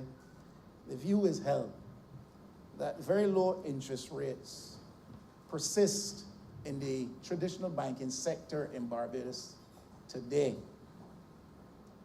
because the establishment, the official establishment, let me put it in stark, broad terms. A government wants to encourage its people to invest in government instruments of whatever the nature, as opposed to putting their money in the traditional banking sector. So you allow the banks to offer next to nothing in terms of interest rates to make government paper more appealing and more attractive. Now, that has happened elsewhere. I believe it's happened here. I believe it's in part the explanation for why interest rates on deposits in Barbados continue to be so low. Because the official position is government paper becomes more appealing to you, Mr. Speaker, if you can get a better interest on the government paper. Even as recently as the same debate around the BOST scheme, that was one of the critical points mentioned as to why you should take up these bonds, because you're getting next to nothing in the traditional banking sector. Now, Mr. Speaker, I'm saying those tensions exist because the government needs money, the money. So it floats its instruments, encouraging depositors to go for a seemingly higher interest rate. Yes, as opposed to what the traditional banking sector will give. So we have to ask ourselves the question, why is it that the banking sector in Barbados today, with the loud voices of complaining Barbadians being raised through every possible public medium, why is it that this persists? Mr. Speaker, that's a question. And I'm saying if you're talking about integrity in your system, if you're talking about enhancing the functioning capacity of your prime institutions in the financial world of the Barbadian economy, then you cannot allow for persons to be taken advantage of in this way. Why is it that banks are allowed to come with all of these charges, offer the minimal possible rate of interest on deposits? And is it because on the official side of the equation, somebody wants government paper, instruments such as that, to become more attractive? Now, if that's the case, we need to say so. I believe if that's the case, it's a dereliction of duty on the part of the government. It is a sacrifice of the interests of taxpayers and voters in Barbados in the interests of other entities. Now, the honorable member, when he spoke just now, talked about all these bonds being bought up on the secondary market. Now, that's a story in itself to be told, because of one of the concerns we had from the beginning. One of the concerns we had from the beginning, that those who acquire these bonds on secondary market will be those who have the capacity so to do, making themselves better off. And you're using the salaries of taxpayers to achieve that aim. Now, I really want to get in that discussion because it's going to raise my temperature level here. You understand what we're saying, Mr. Speaker? Don't get up and tell me that these things are being eaten up on the secondary market. The secondary market, you know, we came and told people, invest in these bonds. 5% interest is afford down the road just now. Much more they get in the bank. The story is now, is the secondary market. You identify the elements in the secondary market. You can come to any credit unions, fine. I ain't applaud for that. But tell me about some of the other elements and some of the other individuals who are benefiting on the backs of taxpayers from acquisitions in that secondary market of which you speak. And so, Mr. Speaker, it cannot be the official position that we will allow interest rates in the traditional banking sector to fall to the floor to make government paper and other instruments more attractive. And you know well that the banks, the traditional banking sector, will compensate by raising other charges, which is exactly what is happening, Mr. Speaker. You know that very well. You know, as a case can be easily argued in any court, especially by someone as esteemed as yourself. I'm all for enshrining in law any stipulations, any mechanisms that guarantee the independence of the bank.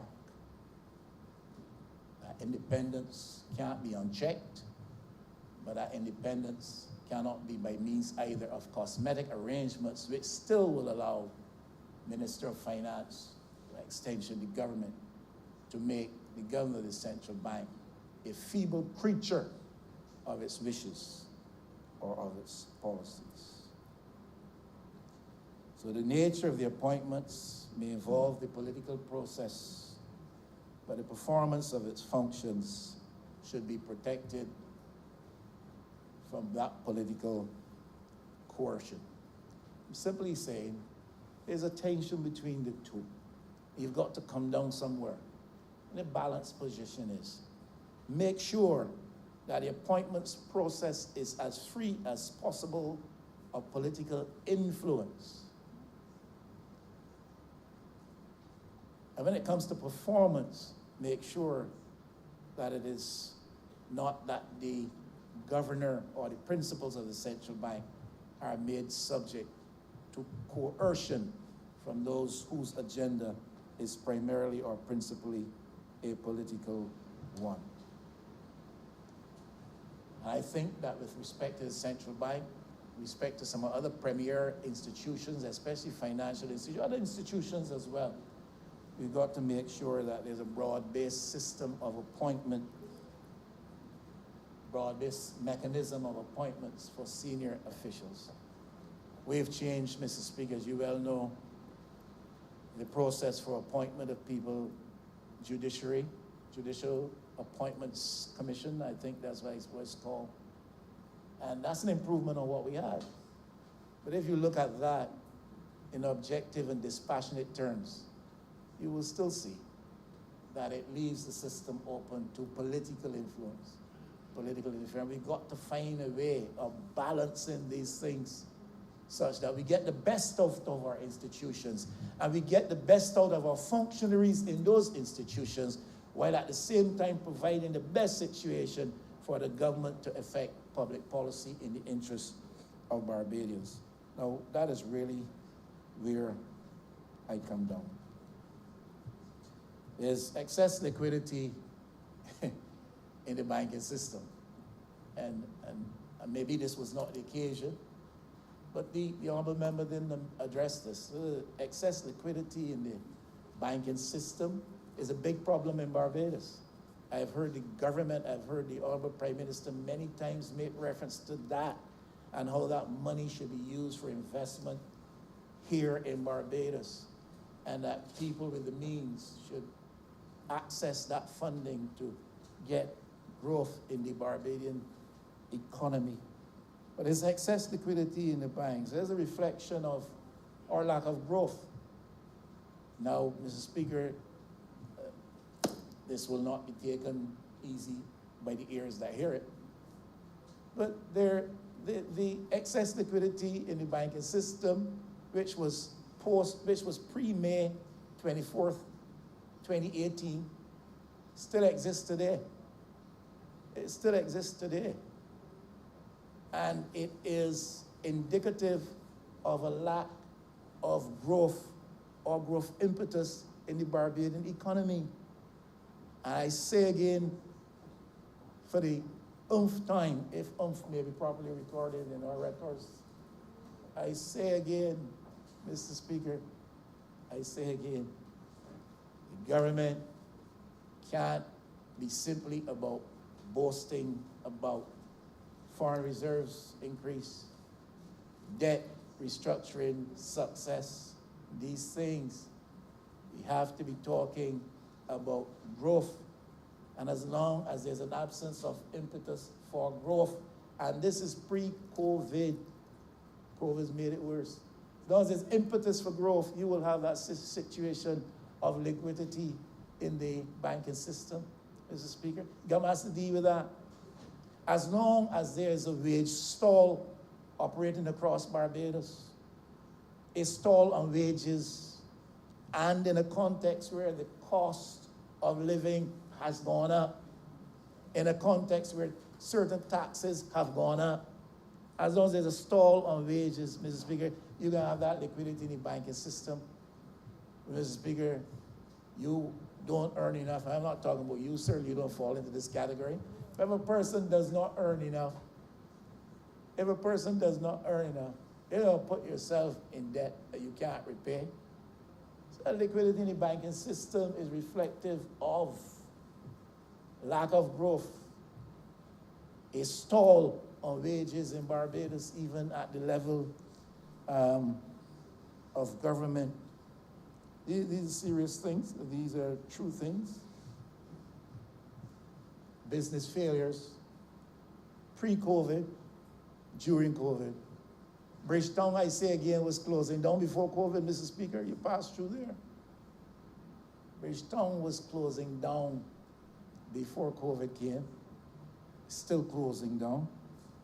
There will be all this excess liquidity in the banking system because businesses are failing and closing, and people don't want to access that money. An increasing cost relative to property acquisition in Barbados, Mr. Speaker. Cost of property is going up.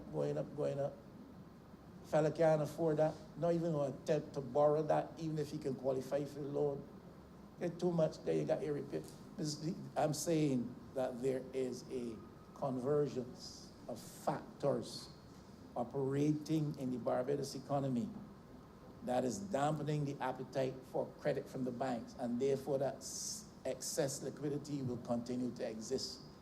We have got to talk about the central bank's role in the life of the Barbadian economy being such that decisions are taken in concert with government policy, decisions are taken that will so stimulate those factors in those dynamics in the banking system such that people will feel that they should make ready access to the banks.